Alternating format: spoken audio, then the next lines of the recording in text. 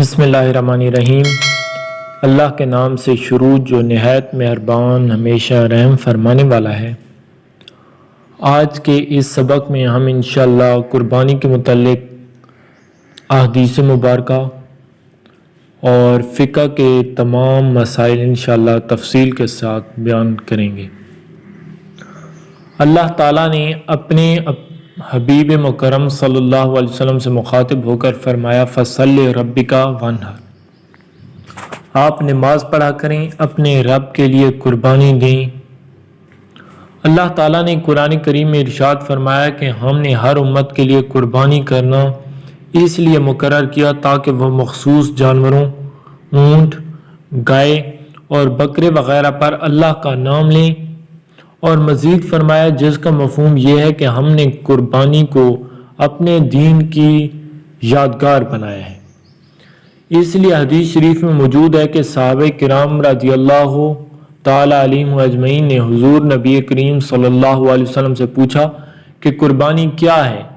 تو حضور صلی اللہ علیہ وسلم نے فرمایا تمہارے باپ حضرت ابراہیم علیہ السلام کی یادگار ہے، اور دین اسلام کو ملت ابراہیم علیہ السلام سے کافی امور میں مماثلت ہے، اس لیے قربانی کی نسبت حضرت ابراہیم علیہ السلام کی طرف کی گئی۔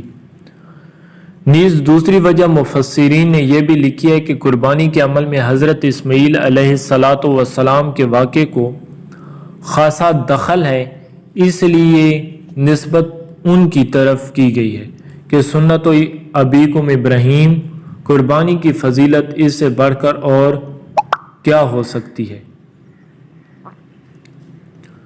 کوئی نبی علیہ السلام اور کوئی امت اس مبارک عمل سے مستثنا نہیں رہے ہیں۔ خود سرکار دو عالم صلی اللہ علیہ وسلم نے مدینہ منورہ میں 10 سال گزارے اور ہر سال قربانی فرماتے رہے، ایک اپنی طرف سے اور ایک اپنی امت کی طرف سے، اور حجۃ الوداع کے موقع پر 100 اونٹ قربان فرمائے، جن میں 63 اونٹ خود اپنے دست مبارک سے راہ خدا میں ذبح فرمائے۔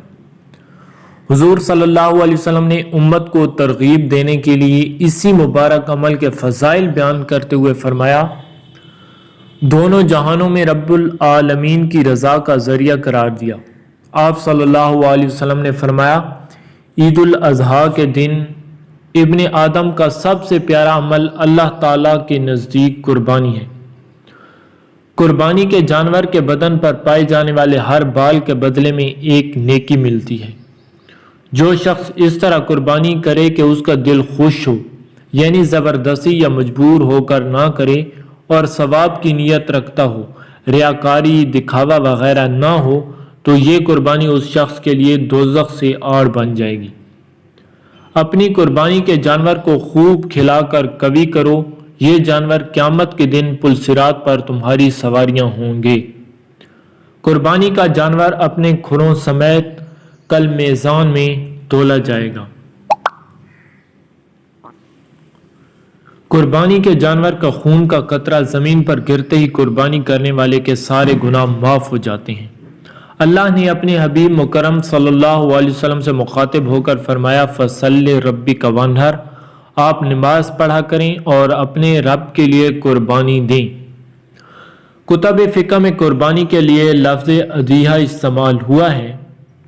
فی اللغت اسم ما بذبح فی اليوم الاضحیٰ، شرعی اصطلاح میں مخصوص وقت میں مخصوص جانور کا ذبح کرنا ہے۔ ذکر طحاوی انہا واجبۃ عند ابو حنیفہ، حضرت طحاوی رحمۃ اللہ علیہ نے ذکر کیا ہے کہ حضرت امام ابو حنیفہ کے نزدیک قربانی دینا واجب ہے۔ قربانی حضرت ابراہیم علیہ السلام کی سنت ہے اور جسے امت محمدیہ کے لیے باقی رکھا گیا۔ حضور نبی کریم صلی اللہ علیہ وسلم نے قربانی کی اور اس کا حکم بھی دیا، اس لیے آپ صلی اللہ علیہ وسلم کی امت پر قربانی واجب ہے۔ قربانی کیا ہے؟ قربانی عشق حقیقی کی عظیم یادگار ہے۔ قربانی معرفت الہی کا جلی عنوان ہے۔ قربانی تقرب ایزدی کا اہم وسیلہ ہے۔ قربانی مقدار محبت کا قدرتی پیمانہ ہے۔ قربانی خود سپردگی و فرما برداری کا روشن باب ہے۔ قربانی عشق و وارفتگی کی وہ آخری معراج ہے جہاں پہنچ کر ہر عاشق کا سفر الفت منتہی ہو جاتا ہے۔ اقبال مرحوم کے بقول بے خطر کود پڑا آتش نمرود میں عشق، عقل ہے محو تماشائے لب بام ابھی۔ غرض اسلام نے قربانی کرنے کو ایک اہم مذہبی شعار قرار دیا ہے۔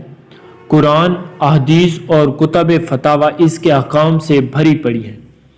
قرآن میں متعدد جگہ قربانی کا ذکر ہے اور بعض جگہ حضور صلی اللہ علیہ وسلم کے واسطے سے امت کو قربانی کرنے اور نماز عید پڑھنے کا حکم دیا گیا ہے۔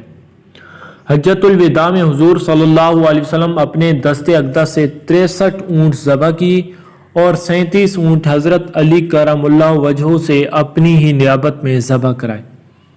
حضرت زید بن ارقم سے مروی ہے کہ صحابہ کرام نے عرض کی، یا رسول اللہ، ان قربانیوں کی کیا حقیقت ہے؟ آپ صلی اللہ علیہ وسلم نے فرمایا، یہ تمہارے والد جد امجد حضرت ابراہیم علیہ السلام کی سنت ہے۔ صحابہ نے عرض کیا، ہمارے لیے اس میں کیا فائدہ ہے؟ رسول اللہ صلی اللہ علیہ وسلم نے فرمایا کہ قربانی کے جانور کے ہر بال کے بدلے میں ایک نیکی ہے۔ حضرت انس فرماتے ہیں کہ حضرت صلی اللہ علیہ وسلم نے اپنے دست مبارک سے مدینہ طیبہ میں مینڈھوں کی قربانی کی۔ حضرت ابو ہریرہ رضی اللہ عنہ سے روایت ہے کہ نبی کریم صلی اللہ علیہ وسلم نے فرمایا، جو استطاعت کے باوجود بھی قربانی نہ کرے وہ ہماری عید کی طرف نہ آئے۔ قربانی اللہ رب العالمین کی قربت اور اس کی رضا اور خوشنودی حاصل کرنے کا ذریعہ اور سبب ہے۔ ارشاد ربانی ہے، قل ان صلاتی و نسکی و محیای و مماتی للہ رب العالمین۔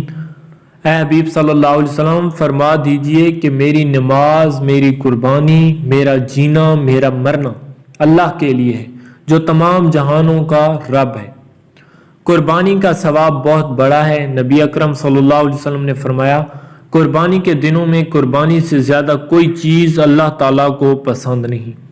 ان دنوں میں یہ نیک کام سب نیکیوں سے بڑھ کر ہے، اور قربانی کرتے وقت خون کا جو قطرہ زمین پر گرتا ہے تو زمین تک پہنچنے سے پہلے ہی اللہ تعالیٰ کے ہاں قبول ہو جاتا ہے۔ تکبیرات تشریق۔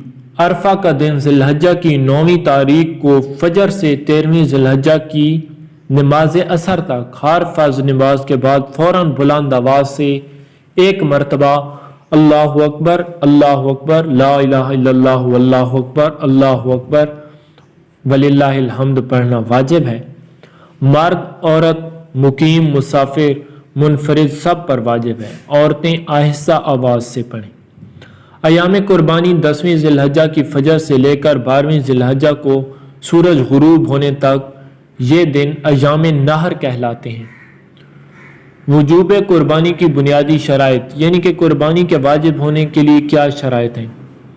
آزاد ہونا، یعنی کہ انسان کسی کی قید میں نہ ہو، غلام نہ ہو، مسلمان ہونا، مقیم ہونا، قیام کی حالت میں ہونا، اور غنی ہونا۔ جن جانوروں کی قربانی دی جا سکتی ہے وہ 3 ہیں: اونٹ، گائے اور بکری۔ بھیڑیں بکری کے ضمن میں اور بھینس گائے کے ضمن میں داخل ہے، ایک دوسرے کے یہ سب ہم جنس ہیں۔ اونٹ کی عمر 5 سال یا اس سے زائد، گائے کی عمر 2 سال یا اس سے زائد، بکری کی عمر 1 سال یا اس سے زائد۔ اس سے زائد جانوروں کی عمر اس سے کم ہوگی تو قربانی جائز نہیں ہوگی، مگر ایسا دمبا جس کی عمر 6 ماہ یعنی 1 سال سے کم ہو مگر وہ اتنا موٹا تازہ ہو کہ دور سے 1 سال کا دکھائی دیتا ہو تو اس کی قربانی جائز ہے۔ مستحب یہ ہے کہ قربانی کا جانور موٹا تازہ، عمدہ اور بے عیب ہو۔ سرکار دو عالم صلی اللہ علیہ وسلم نے فرمایا، موٹے تازے بے عیب جانور کی قربانی کرو، کلپ الصراط پر یہی تمہاری سواری کے کام آئیں گے۔ قربانی کا جانور عیب سے خالی ہونا چاہیے، اگر تھوڑا سا بھی عیب ہوگا تو قربانی مکروہ ہوگی، زیادہ عیب ہوگا تو نہیں ہوگی۔ اندھا، کانا اور لنگڑا جس کا پاؤں زمین پر نہ لگتا ہو اس کی قربانی جائز نہیں، اگر پاؤں زمین پر لگتا ہو، جھکا ہوا ہو تو پھر اس کی جائز ہے۔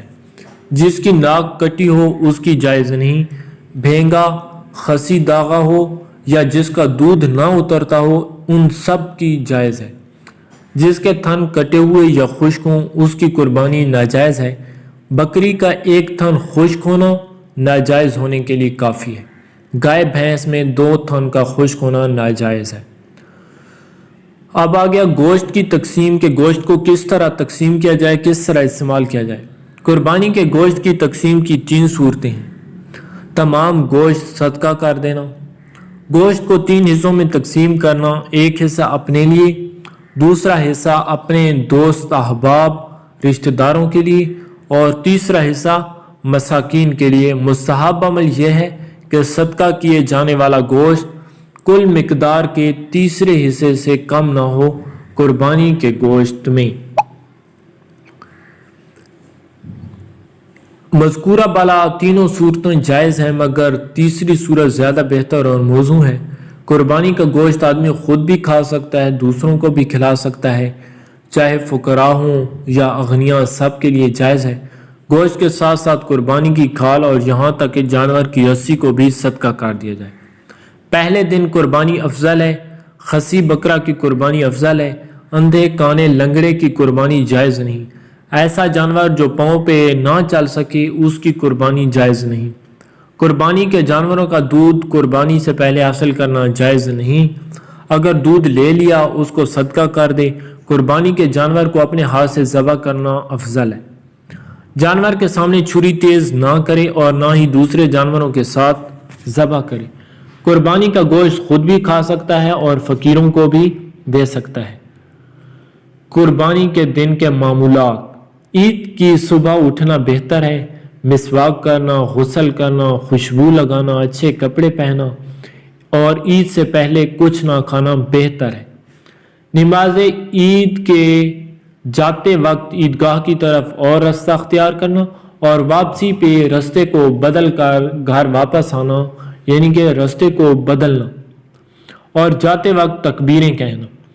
نماز عید کی 2 رکعات واجب ہیں اور قربانی کے دن خرچ کیے جانے والے روپیے یعنی صدقہ سے زیادہ کوئی روپیہ اللہ پاک کو محبوب نہیں ہوتا۔ اگر کوئی شخص بزرگان دین یا کسی فوت شدہ کی طرف سے قربانی دینا چاہے تو اچھا عمل ہے۔ بڑی قربانی میں 7 افراد شامل ہو سکتے ہیں، 7 سے کم میں بھی کوئی حرج نہیں۔ کوئی حصہ دار قربانی سے پہلے فوت ہو گیا ہو تو اس کے باقی شرکاء اس کے ورثاء سے اجازت لے کر قربانی کریں گے۔